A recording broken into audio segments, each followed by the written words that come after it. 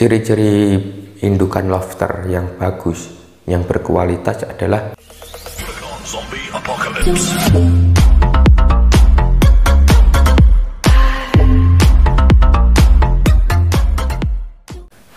halo lur, jumpa lagi bersama saya Blangkon Revolution. Oke, di video kali ini ya lur, kita melenceng dulu dari tutorial YouTube. Kita akan membahas cara budidaya lobster air tawar bagi pemula ya teman-teman. Apa saja hal-hal apa saja yang perlu diperhatikan dan apa saja jenis pakan yang bagus untuk budidaya lobster air tawar. Nah, oke, kita akan bahas satu persatu.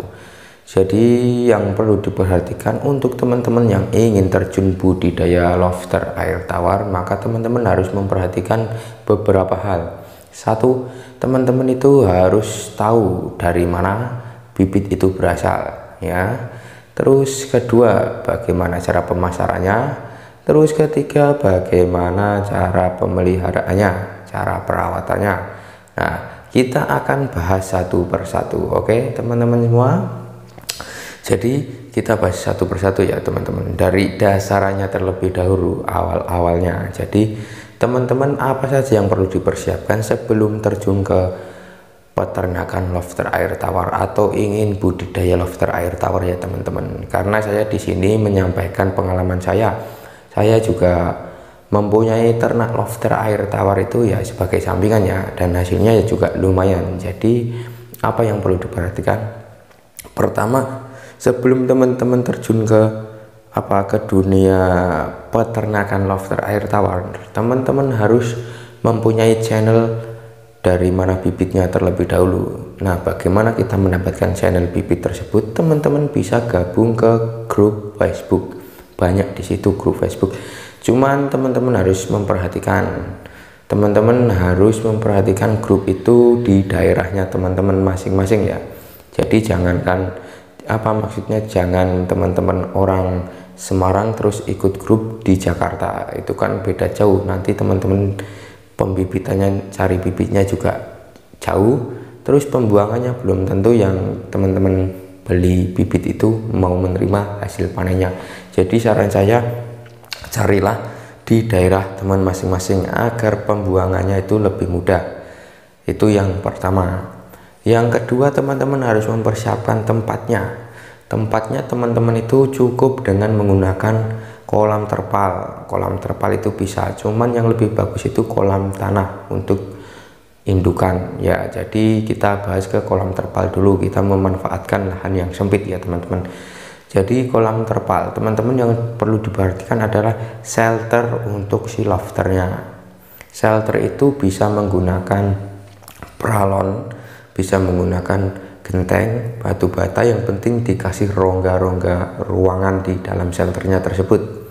Jadi fungsi dari shelter itu adalah untuk tempat persembunyiannya si lobster air tawar dan untuk proses moltingnya si lobster air tawar. Jadi ketika molting itu kan banyak musuhnya ya. Jadi molting itu si lobster air tawar tersebut mengeluarkan bau yang sangat amis. Jadi teman-temannya itu relatif akan menyerang si lobster yang sedang molting. Jadi teman-teman harus mempersiapkan shelternya itu untuk tempat persembunyian. Walaupun tidak molting itu tetap harus ada shelternya itu ya teman-teman. Terus selain shelter, teman-teman juga harus memperhatikan yaitu aerator ini untuk oksigen si lobster air tawar tersebut. Ketika di dalam air itu kekurangan oksigen, maka si aerator itu akan membantu menambah oksigen. Nah, itu yang kedua. Terus yang ketiga yang perlu diperhatikan teman-teman adalah bagaimana cara pemberian pakan dan bagaimana prosesnya. Jenis pakan apa saja yang bagus untuk si lobster air tawar ini. Jadi proses pemberian makan si lobster air tawar ini cukup sehari 2 kali saja ya teman-teman. Cuman diperhatikan pakan yang teman-teman berikan di pagi hari itu masih ada atau tidak. Kalau masih ada, biarkan itu habis terlebih dahulu. Kalau sudah habis, baru ditambah pakan yang baru. Cuman ngasih pakannya itu ditaruh di satu titik saja ya teman-teman. jangan disebar seperti kita ngasih makan ikan. Nah, cukup ditaruh di satu titik saja. Nah, dan jenis pakan yang bagus untuk si lobster air tawar ini apa aja?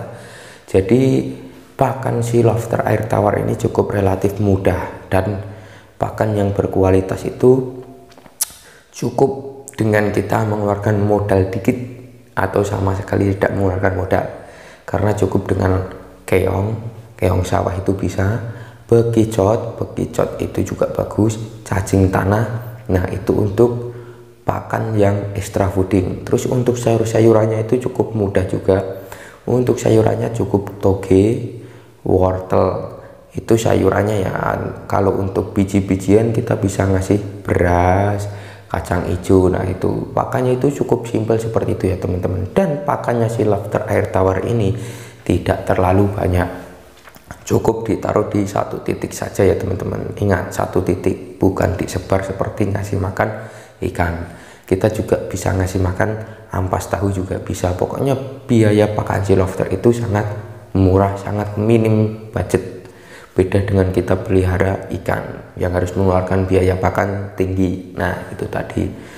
Terus cara pembelian bibit atau indukan yang bagus, teman-teman ikut seminar kalau bisa ya teman-teman. Kalau nggak bisa ya teman-teman cari di grup yang mau ngasih saran dari 0 sampai bisa panen dan mau menerima hasil panen. Nah, jadi seperti itu. Ketika teman-teman ikut seminar, otomatis yang teman-teman ikut itu akan menerima hasil panennya juga. Dan ketika teman-teman membeli bibit di situ, maka si penyelenggara seminar itu kemungkinan besar akan mau menerima hasil panennya. Nah, jadi begini saja ya teman-teman. Untuk simpelnya saja, teman-teman cari bibit lobster yang mau menerima hasil panennya juga. Nah, terus ciri-ciri indukan lobster yang bagus, yang berkualitas adalah dia itu gesit, giras ya teman-teman. Terus ukurannya itu minimal di 4 inch sampai 5 inch ke atas. Pokoknya 4 inch ke atas itu sudah bagus. Nah, semakin besar semakin banyak nanti telurnya ya teman-teman. Cuman cara mempersatukan antara si induk dan si betina teman-teman tidak bisa langsung disatukan. Ketika bibit itu baru datang, lebih baik si indukan betina dan si indukan jantan ini harus dipisah terlebih dahulu kurang lebih 1 minggu untuk menimbulkan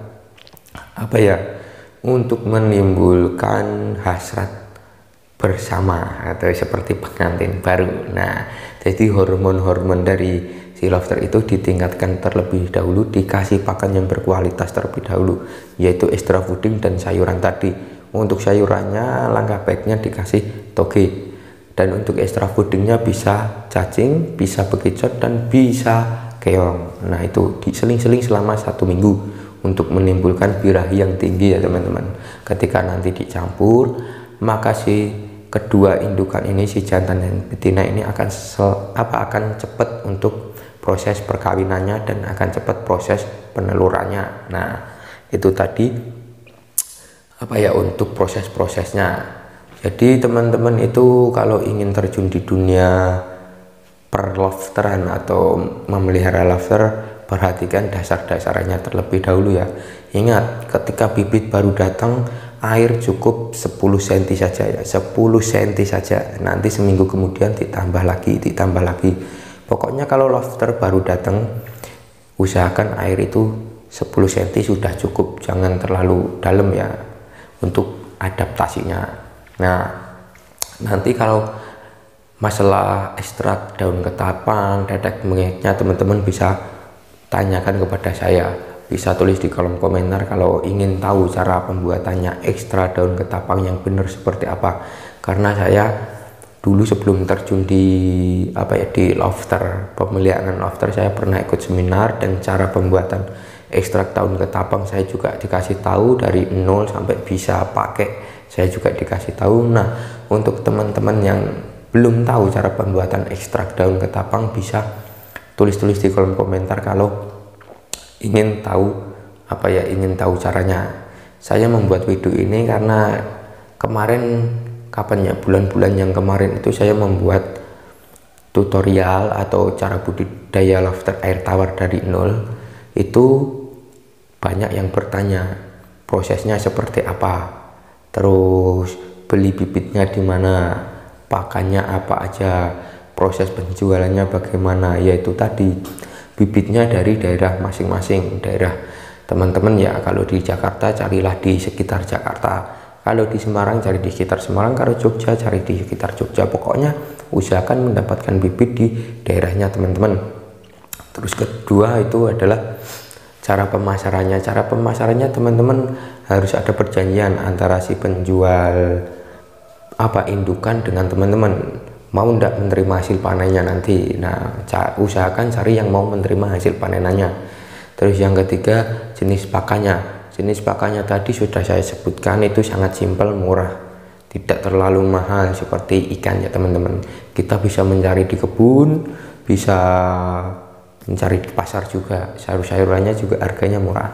Terus yang ketiga adalah proses perawatannya itu gampang atau keempat ya, proses perawatannya itu cukup simpel teman-teman. Ketika air itu sudah keruh, air itu sudah berbau, teman-teman tinggal ganti dengan air yang baru. Nah, kurang lebih cara pemeliharaannya, cara budidaya lobster air tawar itu seperti itu ya teman-teman. Usahakan teman-teman itu jangan jangan terbawa nafsu untuk memikirkan hal-hal keuntungannya terlebih dahulu ya teman-teman. Pikirkanlah ketika teman-teman ingin terjun di dunia peternakan lobster air tawar, pikirkan bagaimana cara si indukan lobster itu bisa bertahan hidup terlebih dahulu.